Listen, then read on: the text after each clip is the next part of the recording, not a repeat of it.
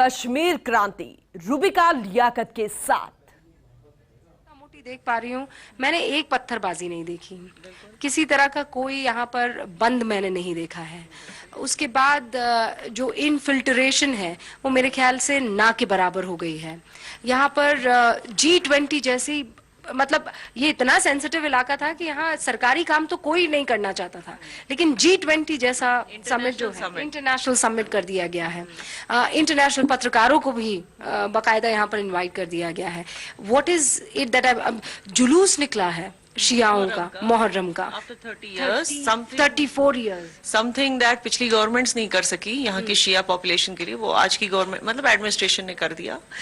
C in fact I would like to dare to say कि जो country में जो आज हालात है, अगर आप देखो कश्मीर सबसे ज्यादा शांत है, सबसे ज्यादा शांति आज जो है यहीं पर है, क्योंकि यहाँ के लोग जो है तंग आ चुके हैं इस कॉन्फ्लिक्ट वगैरह से। बाकी की कंट्री में दे वो मतलब एक तरह की राइटिंग, एक तरह की प्रोटेस्टिंग, इवन जो शांति जो सुकून वाली जगह है वहां भी कोई ना कोई मुद्दा उठाकर प्रोटेस्ट कर रहे हैं, एक दूसरे से लड़ाइयां कर रहे हैं, बिकॉज उनको पता नहीं कि कश्मीरी किस चीज से गुजरे हैं इतने सालों से, कि वी नो द वैल्यू, हमें पता है कि क्या कीमत होती है पीस की, और क्या कीमत हमने चुकाई है इतने सालों में, कितने जाने गई हैं, कितनी लाशें बिछी, कितनों का खून बहा है। फाइनली जो हमें पीस मिला है एट नो कॉस्ट, हम किसी भी कीमत पर इसको गिव अप नहीं करेंगे। We are going to make sure. आप याकूब साहब को ही पूछ लीजिए, he is in tourism, I am not in tourism industry but he is. आप इनको पूछ लीजिए टूरिज्म कितना बड़ा है। हाँ, वो तो लगातार बार बार कह रहे हैं। वो टूरिज्म इतना बड़ा है, उससे ऑब्वियस सी बात है कि it is not only hotels and industries, हर एक चीज आप देखिए। इकोनॉमी पता है क्यों बढ़ रही है? It's not only because of tourism, वो तो सबको पता है कि 1.5 करोड़ से 2 करोड़ टूरिस्ट तक आए हैं, अनप्रेसिडेंटेड फुटफॉल। वो क्यों आ रहे हैं? बिकॉज उनको कॉन्फिडेंस है कि अब यहाँ पे सिक्योरिटी की सिचुएशन, हालात अच्छी है, तभी तो टूरिस्ट आ रहे हैं। एक चीज वो हो गई। दूसरा, इंटरनेशनल रोड मैप में G20 की वजह से हम आ गए, कश्मीर आ गया इंटरनेशनल रोड मैप में।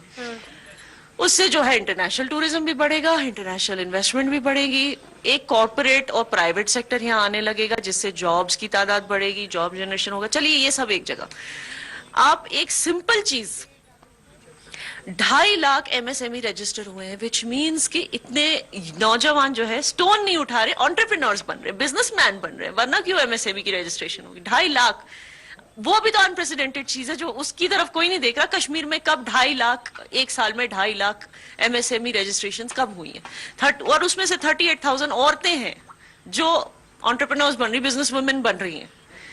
तो ये एक it is a change. Economy में इस तरह से चेंज आ रहा है। यंगस्टर्स जो हैं वो बिजनेसेस खोल रहे हैं, रेस्टोरेंट्स खोल रहे हैं, बुटीक्स खोल रहे हैं। That is how the economy is getting pushed. और ये पहली मर्तबा है। मैं चाहूंगी कि आपसे मेरा राब्ता है, लेकिन आप दर्शकों को बताएं कि आप कौन हैं और आपकी इस पूरे मसले पर क्या राय है। मेरा नाम इंजीनियर साहिल बशीर है and actually I am a political activist, और इसी के साथ साथ भारतीय जनता पार्टी का यहाँ पर मीडिया भी कुछ हद तक देखता हूँ।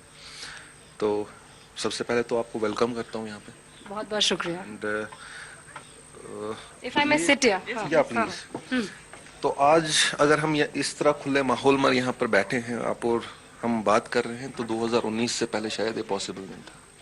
Before article 370 it was not possible। बहुत टेंशन थी। मैं तो यहाँ आई हूँ, एक जहनी टेंशन भी थी। मतलब आज जब आंखें मिल रही है तो मोहब्बत है आंखों में। बिल्कुल एक जो खुशी इंसान के अंदर होनी चाहिए थी, जो बेसिकली कश्मीरियत थी यहाँ की। आप 89 से पहले की बात करें, जो हॉस्पिटैलिटी थी और जो कश्मीरियत थी, जिस तरह के यहाँ पे लोग, यहाँ के ट्रेडर्स, यहाँ के आर्टिजन्स खुल के लोगों से बात करते थे, बिजनेस करते थे, वो कहीं ना कहीं इन 30-35 सालों में खत्म हो चुका था। और एक फियर साइकोसिस पैदा किया गया था यहाँ के नौजवानों के दिमागों में। मुझे लगता है उनको उस ट्रॉमा से बाहर निकलने में अभी थोड़ा और वक्त लगेगा। तो जहाँ पे टेररिज्म की हम बात करें या पाकिस्तान स्पॉन्सर्ड, इस वक्त जो वो अब कोशिश कर रहे हैं कि ड्रग के थ्रू यहाँ के नौजवानों को जो है फिर कोशिश करे, बहलाए फुसलाए और उसी लेवल पे है। लेकिन यहाँ का नौजवान मुझे लगता है अब समझ गया है। उनके हाथों में आज लैपटॉप है, उनके हाथों में आज टेक्नोलॉजी है, जिससे वो असरटेन कर सकते हैं फैक्ट्स एंड फिगर्स। हुआ क्या था 2019 से पहले क्या हुआ और 2019 के बाद इन 4 सालों में कश्मीर ने क्या पाया और 2019 से पहले क्या खोया है। आज हर नौजवान और हर कश्मीरी के जहन में ये बात है। एंड